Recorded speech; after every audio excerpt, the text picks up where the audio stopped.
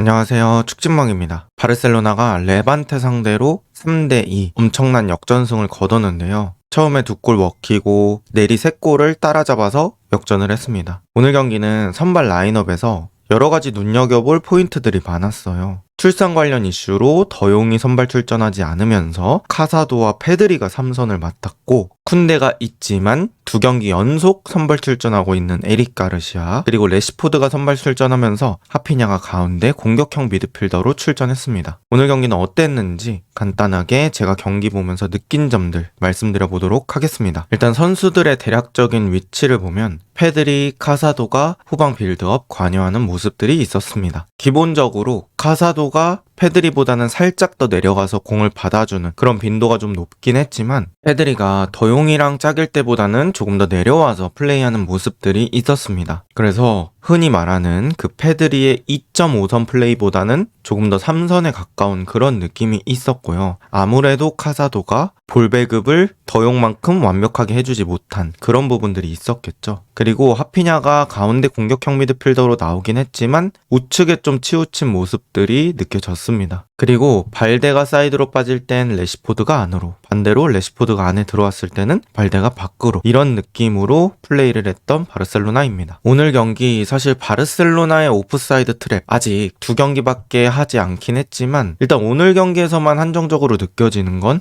지난 시즌에 비해서는 오프사이드 트랩이 견고하지 않다, 이런 느낌을 좀 받았거든요. 일단 레반테가 확실한 게임 플랜을 들고 왔어요. 원톱인 이반 로메로 남겨놓고 2줄 수비를 선택했거든요. 그리고 이반 로메로는 거의 수비에 가담을 시키지 않으면서 역습을 대기할 수 있는 그런 상태로 만들어 놨고요. 또 레반테가 바르셀로나의 오프사이드 트랩 뒷공간을 아주 잘 노렸습니다. 저는 이렇게 생각합니다. 오프사이드 트랩의 리스크는 이거는 항상 존재한다고 봐야 돼요. 그런데 여기서 완성도를 어떻게 파악하느냐, 이런 것들로 봤을 때는 얼마나 덜 당하느냐, 또 얼마나 공격을 얻어맞은 만큼 공격을 더 많이 해서 골을 더 잘 넣느냐, 그러니까 공찍루를 얼마나 잘하느냐의 차이라고 생각을 했거든요. 그런데 이제 지난 시즌 바르셀로나의 오프사이드 트랩은 저 2가지를 모두 만족했단 말이죠. 공격을 덜 당하는 것도 물론이고 공격으로 찍어 누르는 그런 게임들도 많았습니다. 그런데 오늘 경기는 사실 지금의 실점 과정도 이렇게 뒷공간 뚫려서 오프사이드 트랩에서 실점한 것도 있고요. 또 비단 지금 장면뿐만 아니라 후반전에도 조안 가르시아가 또 엄청난 세이브가 있었기 때문에 실점을 안 했던 거지, 위협적인 장면들이 꽤 있었어요. 그래서 오프사이드 트랩에 뚫리는 빈도 자체가 늘어났던 경기다. 그리고 이제 작년과 가장 큰 차이가 뭐냐라고 했을 때는 이니고가 사우디로 떠난 거잖아요. 이니고가 제가 항상 뇌 같은 역할을 해준다고 말씀을 드렸었던 것 같은데, 사실 이니고가 뇌라면 아라후오는 신체로 축구를 하는 그런 느낌이 좀 있잖아요. 그래서 아무래도 이 전체적인 리딩 능력에서는 이니고가 앞선다고 생각을 하는데,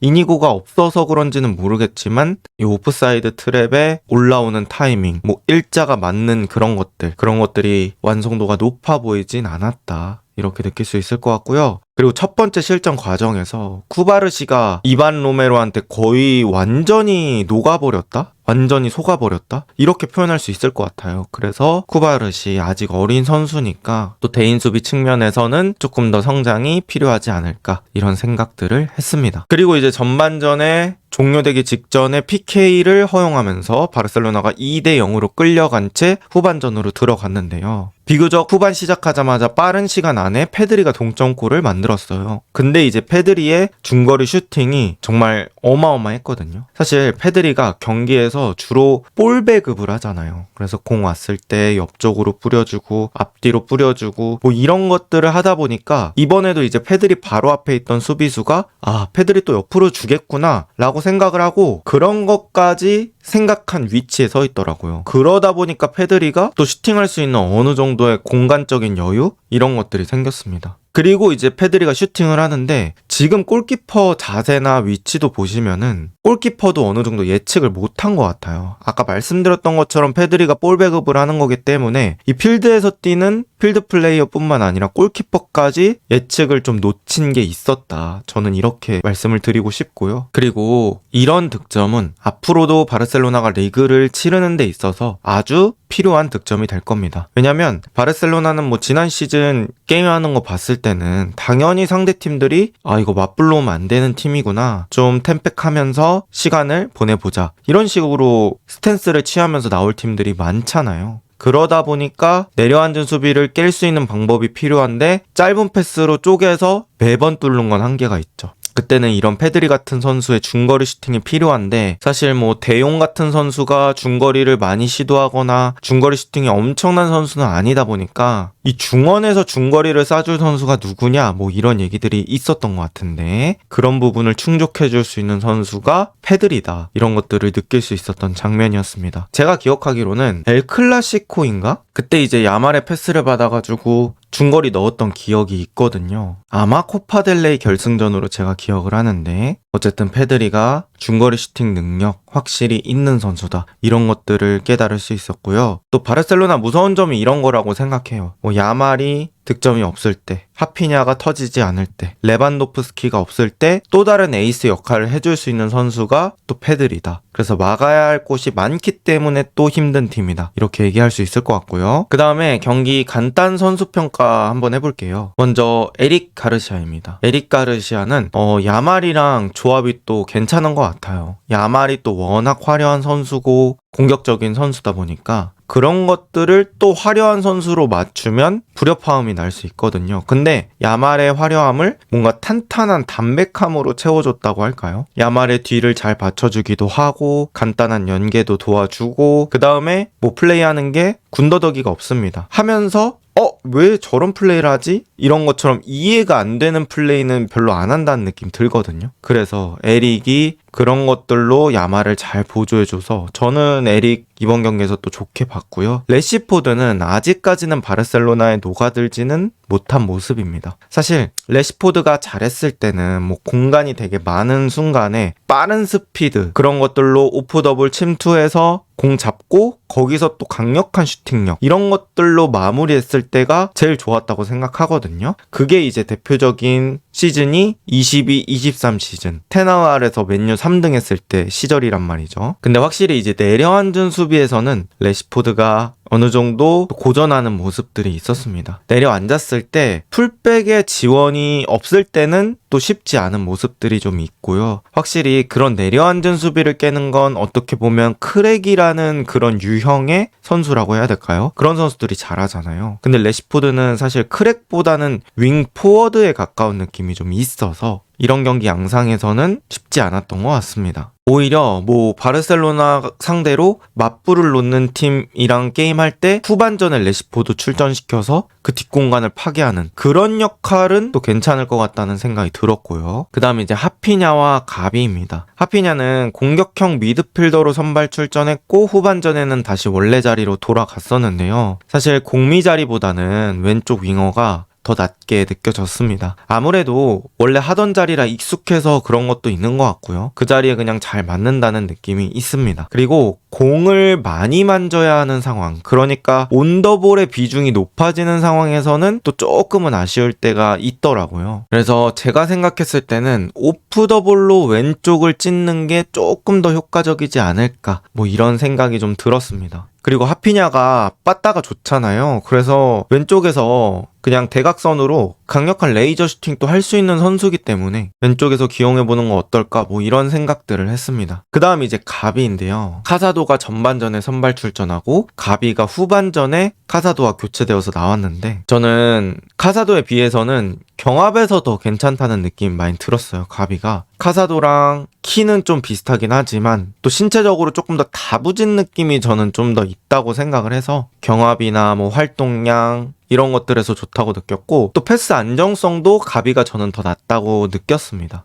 확실히 이제 가비가 프리시즌부터 폼이 올라오는 느낌이 있었는데 이번 경기에서도 카사도보단 나았다. 그래서 다음 경기 더용이 뛸지는 모르겠지만 만약에 시즌 중에 더용이 또 출전하지 못하는 날도 있을 거잖아요. 그때는 가비 한번 활용해보는 거 어떨까, 뭐 이런 생각이 들었습니다. 그 다음 저는 우승 체력이라는 얘기를 좀 하고 싶어요. 이 우승 체력이 뭐냐면 결국에는 리그는 장기 레이스고 모든 경기 다 자신이 원하는 게임 양상대로 흘러갈 수 없습니다. 축구를 많이 보신 분들이라면 경기력과 경기 결과까지 다 같이 가져오는 게임은 그렇게 많지 않다는 걸 아실 거예요. 그리고 오늘 경기는 그렇지 않은 경기라고 봐야 되고, 그런 상황에서도 결국 꾸역꾸역 승점을 가져오는 거, 이게 저는 우승 체력이라고 표현하고 싶거든요. 근데 바르셀로나가 아직까지는 이 우승 체력이 잘 구축이 되어 있다, 이렇게 말씀을 드리고 싶습니다. 사실 경기에서 고전했던 양상이 좀 있었어요. 뭐 전반전은 페란의 골대가 있긴 했지만 좀 답답하게 풀린 것도 없지 않아 있었고, 또 후반전에 오프사이드 트랩으로 뚫렸던 그런 장면들도 있어서 뭐 실점 위기까지 또 가기도 했었고 이랬었는데, 결국에는 막아내고 또 골 넣고 이렇게 해서 승리로 바꿔낸 거잖아요. 이거는 말 그대로 그 강팀이 우승할 때 가지고 있어야 되는 꾸역승 DNA라고 할까요? 그런 것들이라고 표현할 수 있을 것 같습니다. 그리고 오늘 바르셀로나가 두 골 따라잡을 때 득점했던 방식이 첫 번째 중거리, 두 번째 코너킥이잖아요. 사실 이게 바르셀로나의 플랜 A라고 볼 수는 없겠죠. 근데 플랜 A로 만들어낸 득점은 아니지만 이런 방식의 득점은 꼭 필요합니다. 플랜 A를 강화시키기 위해서라도 이렇게 골을 넣어주는 게 필요하죠. 제가 아까 말씀드렸던 것처럼 시즌은 길고 모든 골을 다 만들어서 넣을 수는 없습니다. 그럼 이제 저런 골에서도 장점을 보여줘야겠죠. 근데 오늘 어쨌든간 뭐 페란이라는 선수는 전반에 골대를 맞췄지만 결국에는 또 득점으로 보답을 했고, 페드리도 중거리 넣었고, 마지막에 극장골 들어갔던 것도 다이렉트한 그런 크로스를 넣어봤기 때문에 발생했던 일이니까 오늘 경기는 바르셀로나가 우승 체력이 좋았다, 이렇게 표현할 수밖에 없을 것 같습니다. 그리고 이제 한 가지, 또 한지 플릭 감독이 후반전 막판쯤에는 공격적인 백스리 운영을 했죠. 그러니까 변형 백스리 이런 느낌이 아니라 아예 쿠바르시, 크리스텐센, 에릭 가르시아 이렇게 3명만 뒤에다 두고 공격적인 자원 1명 더 추가하면서 플레이를 했거든요. 그런 것들도 영향이 있었다, 이렇게 볼 수 있을 것 같습니다. 바르셀로나는 그래도 시즌 초반 일정이 저는 꽤 괜찮다고 느껴져요. 리그 초반에 3연전 중에 일단, 근데 리그 초반에는 원정이 3번 연속이 있었어요. 그러니까 3연전 원정으로 치르고 그 다음에 이제 홈으로 가는 건데, 일단 처음 원정 3연전 중에 2연승을 해놨습니다. 그리고 이번 라운드 역전승이 진짜 컸죠. 그러니까 이런 경기를 이기면 선수들이 약간 부스팅 되는 효과라고 해야 될까요? 자신감도 생기고, 우리 지고 있어도 뭔가 안 질 것 같아, 이런 느낌이 든다고 해야 될까요? 어쨌든 그런 느낌이 들 수 있는 게임이었다. 그리고 10월 20일까지는 꽤 수월한 일정이라고 저는